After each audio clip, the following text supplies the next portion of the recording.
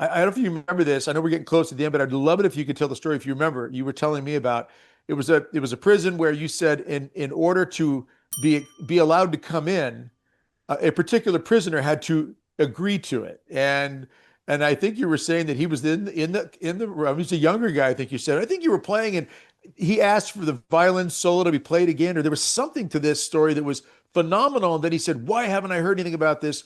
And you said, "I'm sorry, it's because I hadn't had a chance to come in here yet." Tell that story. You tell it better than me. It's a phenomenal story that speaks Yeah, to everything we're talking about, the dignity of the person. yeah. So it's rough. They're always worried about security. I mean, everything you can imagine that's been tried in prisons, to sort of compromise security has been tried. And they're tough places. And I really feel the COs have a tough job, the correctional officers. And so, we were playing in one place and there was a very high profile inmate there. And they always sort of check with him before I come if it's appropriate, if he feels that the population would like the concert. He always says yes. So I'm grateful. So we go in, and I'll never forget the first time we went in. He said, "All I've ever heard is gangster rap." And he turned to me in an angry way. He said, "I don't even know what I'm feeling right now. Why have I never heard that before?" And it was just I felt so broken because I thought, you haven't heard it before because I did not bother coming in earlier. I'm part of the problem and I want to be part of the solution. But all I could think about was, here's a gentleman that's probably experienced things um, that were probably very, very tough. And maybe he's become hardened to it. And now he's expressing certain emotion from music, from sound. When you think about it, sort of deviate a little bit, Doug, but if I could just make one comment.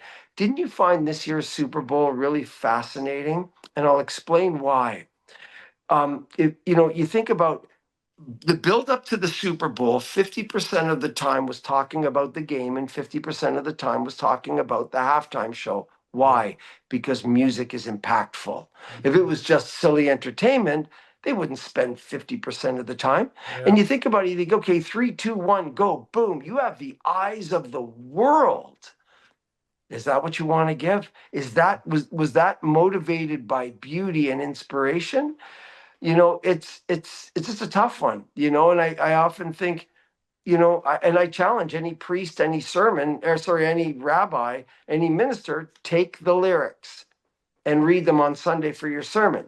And you think, oh, no, no, no, no, that wouldn't be appropriate. If it's not appropriate for your Sunday sermon, why is it appropriate for the children of our society to go and look at that programming at the most watched show that's encouraged as family? Because it never was appropriate. That's why. And Yeah. so it's really, really tough. So coming back to this gentleman, he says, well, why have I never seen it before? Because we as a society don't value beauty. And it comes back to what you were asking, Father.